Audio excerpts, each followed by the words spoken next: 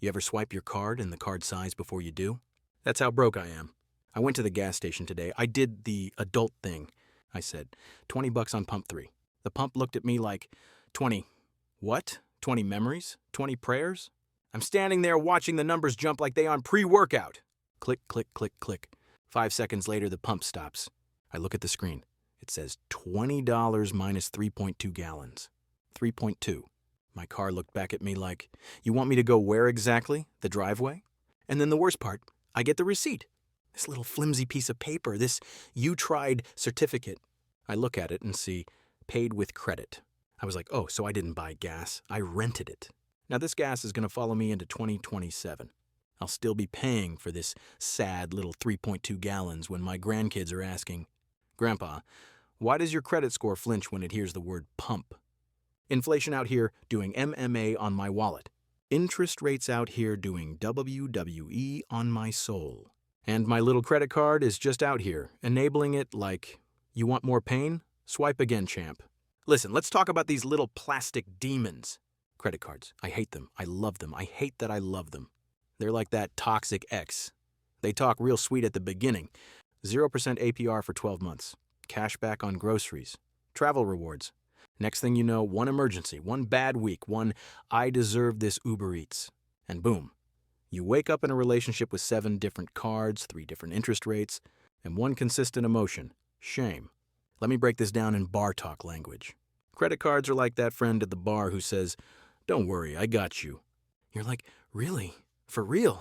They're like, yeah, shots for everybody. You wake up the next morning and that same friend is standing over your bed like the IRS with a clipboard. Hey, remember last night? With interest, baby. With interest. Interest is not a number. Interest is a personality disorder. 20%, 25%, 30%, that's not a rate, that's a threat! If interest was a person, it'd be that dude in the alley snapping his fingers like, nice paycheck you got there. Be a shame if somebody compounded it. And debt? Debt is like you invited one raccoon into your kitchen. Just one. You're like, it's fine, I'll get rid of it next week. Next week, the raccoon brought cousins. They got a DJ, they got a bounce house. They mortgaged your fridge.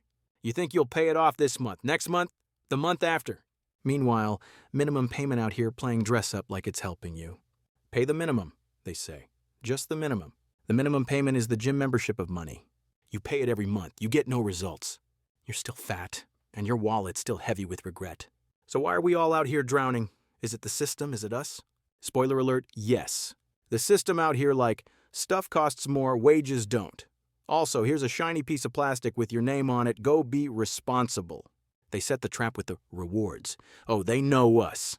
Get 3% back on dining. Sir, I don't need 3% back. I need the other 97% to not leave in the first place.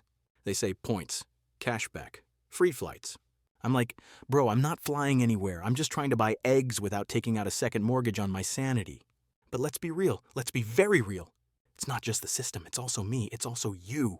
It's all of us who saw that little available credit number and said, oh, that's not danger. That's opportunity. I remember when I got my first real limit increase. Card company sent an email like they were blessing me. Congratulations, Mr. Bill. Your credit limit has been increased to $8,000. I read that like, wow, 8,000, they believe in me. No, they don't. They believe in my ability to make poor emotional purchases for the next 7 years. I said, I'm going to be smart. I'm only going to use this for emergencies. 2 weeks later, I'm at Best Buy holding a 65-inch TV like it's a newborn. Is that an emergency? Yes, because the old TV didn't have 4K. And my brain said, you can't watch football in 1080p like some kind of medieval peasant? Let's talk about traditional advice. Oh, you know who I'm talking about. The ones who say, whoa, just stop buying coffee. Skip the latte. Skip the latte? Skip the latte? I skipped the latte, Dave. I skipped lunch too, Dave. I'm still broke, Dave. Now I'm broke and hungry and shaky because I got no caffeine.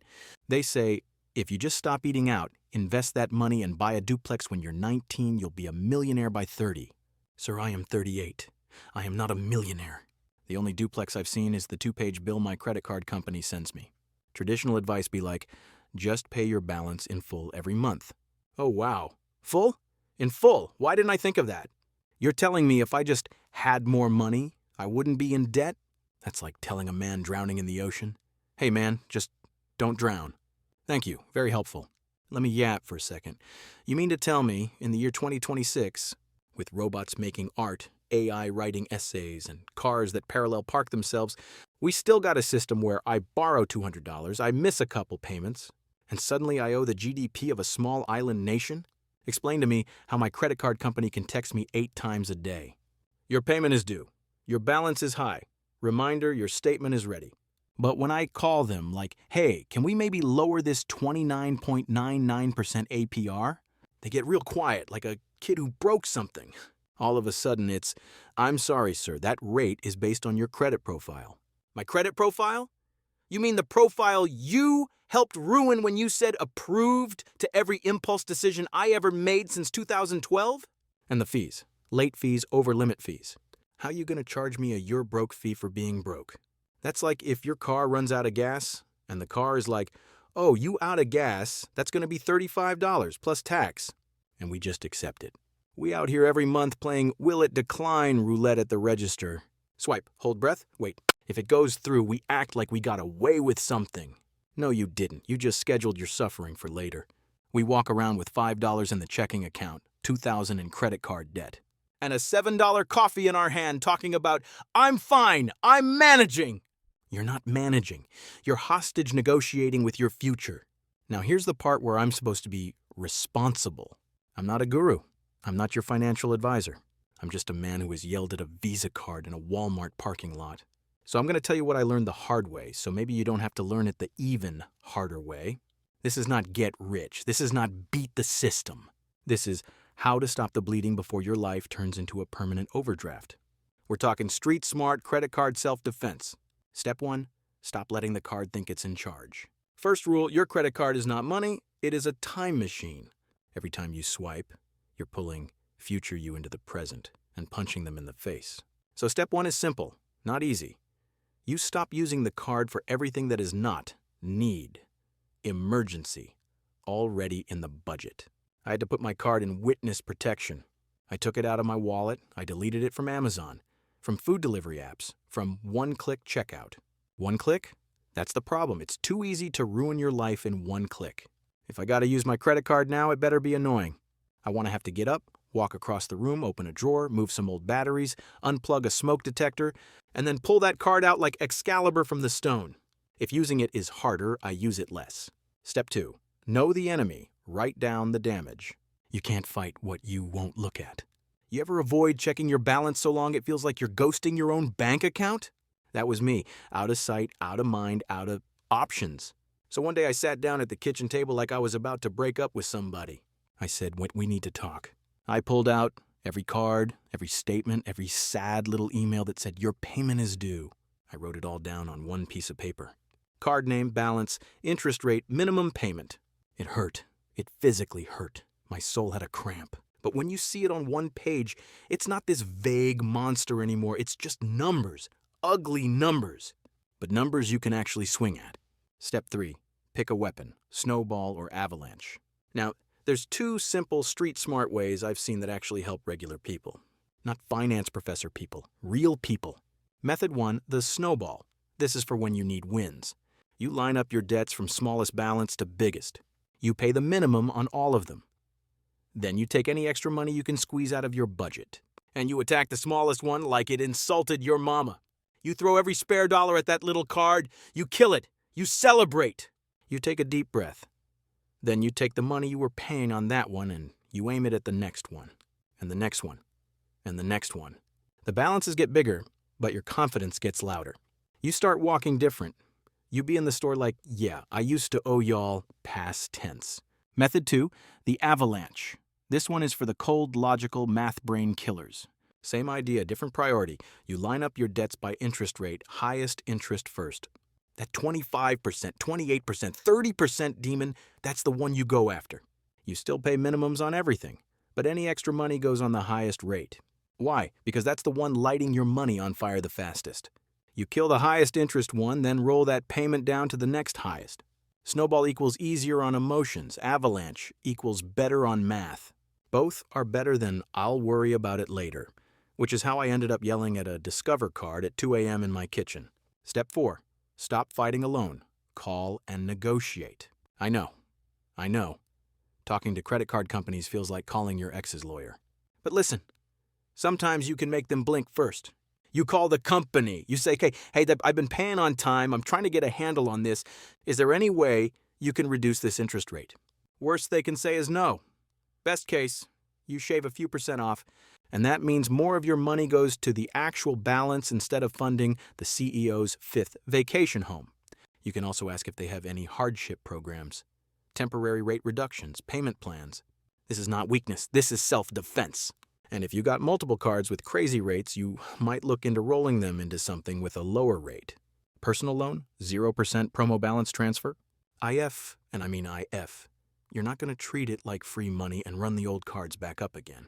Because if you transfer the debt, then remax the card you just freed up, you didn't solve a problem. You just created a sequel. Step 5, build a tiny, annoying, life-saving buffer. Here's the part nobody likes.